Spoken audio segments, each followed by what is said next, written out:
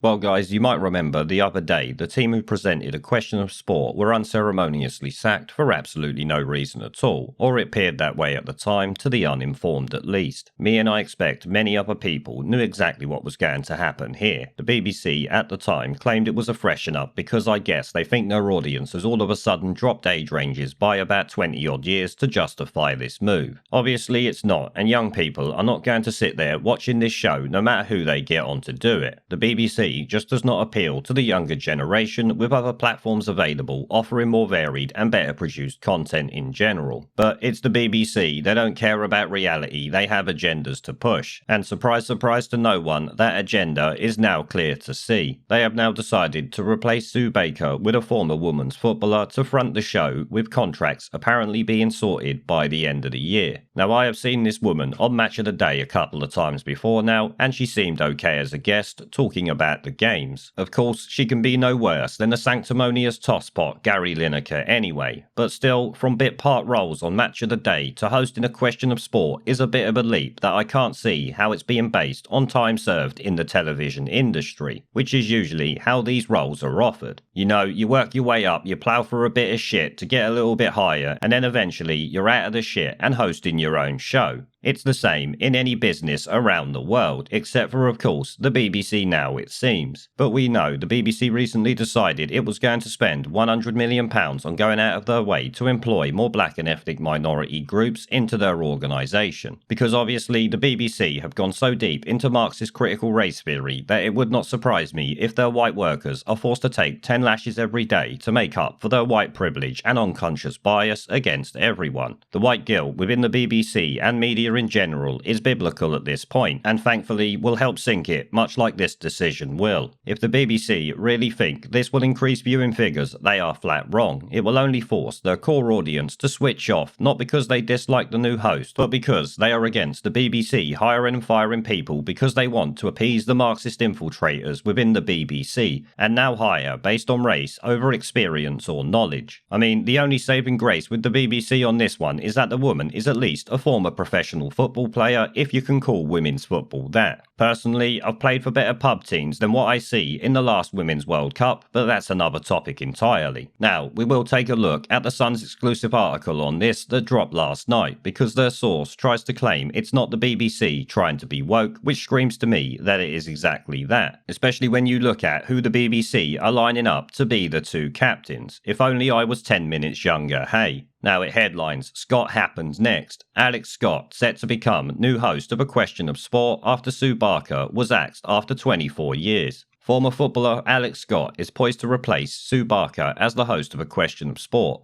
The 35-year-old, who starred in last year's Strictly, impressed BBC bosses after 2 appearances on the long-running series. Maybe the dirty old todgers at the BBC liked her in that little dress from Strictly Come Dancing, I don't know. Because as far as I'm aware, she's never really hosted any great show. If anyone can correct me and I am wrong, then I will happily admit it, but I've never seen her host any sports show at all. She is due to meet with execs next month before casting and contracts are signed in December, with a formal announcement in the new year. A source said Alex is being lined up as host, as a direct replacement for Sue. Well, considering Sue did it for 27 years, I hardly find that someone who's been in TV for 5 is going to be a direct replacement. I'm pretty sure the levels of experience and knowledge are going to be vastly different, especially when you factor in, like I said, that Sue Barker has been doing this job for 27 years. She has essentially lived A Question of Sport since she started. That's why the BBC had to kick her out, because she refused to resign so they could fulfill this woke bollocks. Like Sue, she's a former sportswoman, and she also has 5 years of broadcasting under her belt, which I guess might well be enough to host this show, since no one's probably going to watch it now anyway. She's a natural on camera and crucially lives and breathes all things sport. Yes, she might well be a natural on camera, but I really question that is the reason why you decided to hire her. Let's be honest, the BBC have hardly tried to hide what they plan to do and the 100 million that they want to spend on it. It continues though, this has nothing to do with gender, nor is it a case of the BBC trying to be woke. While a lot can happen over the next 3 months, as things stand, Alex is generally considered the best woman for the job. Bookies have made the former Arsenal defender 2-1 to land the gig, with fans online also backing Alex in the role. Yeah, fans online will be backing it if you're looking in the echo chamber that is likely to support this shit, because let me tell you, in general, and the comments on this article are not suggesting they do. In fact, most are calling out the BBC for the blatant woke bullshit that they are doing here. She would be the 4th presenter in the 50-year history of the show, famous for its What Happened Next round. David Vine was first with boxer Henry Cooper and cricketer Fred Trueman among the captains. David Coleman followed, often joined by rugby ace Bill Beaumont and cricket legend Ian Botham. Sue took over in 1997. Alex, who first appeared on A Question of Sport in 2016, won 140 England caps, scoring 12 goals. So, like I said, she is actually a professional football player, which gives her some merits at sitting there talking about sport, but I still question whether she has gained the experience needed and the time served to warrant hosting A Question of Sport. I may well be wrong, and she could well be very knowledgeable on everything about sport, but I don't know that for sure, and given, like I said, she's never hosted her own show, it says to me the BBC have not done this for the right reasons, which, let's be honest, really wouldn't surprise me with the BBC, and it wouldn't surprise you lot, I'm sure. She also represented Great Britain at the London Olympic Games and was awarded an MBE in 2016. Because I guess her being an MBE makes her suitable for the role, for what reason I don't know.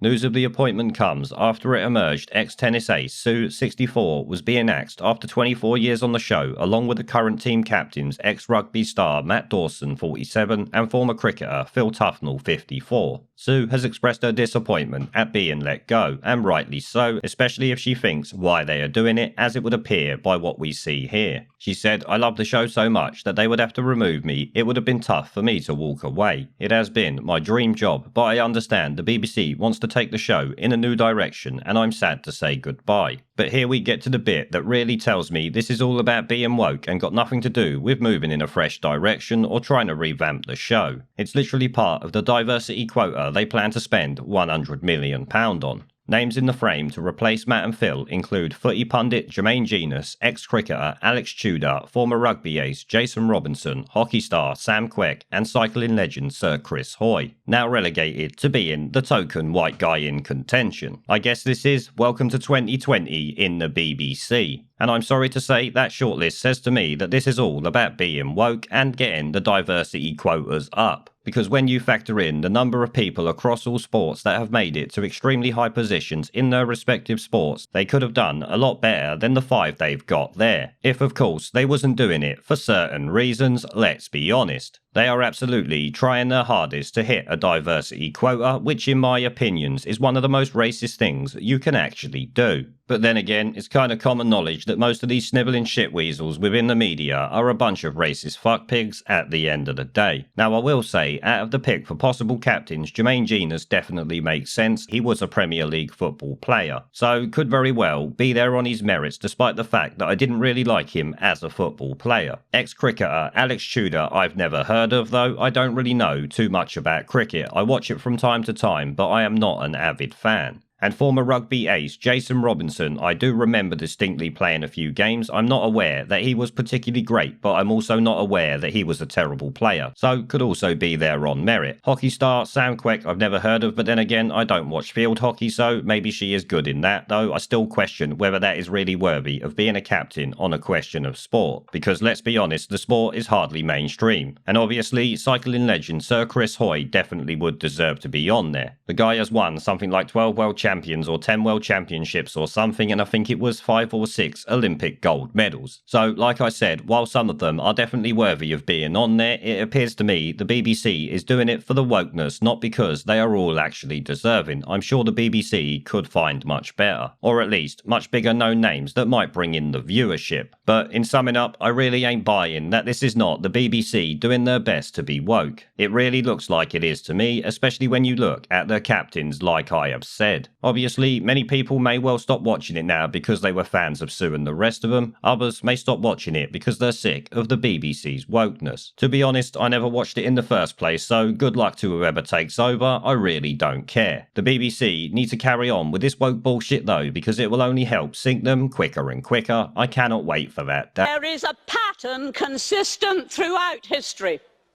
of oppressed people turning on the oppressors.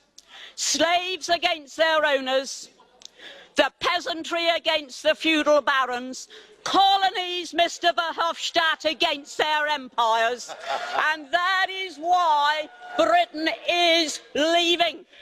And it doesn't matter which language you use, we are going, and we are glad to be going. We're off.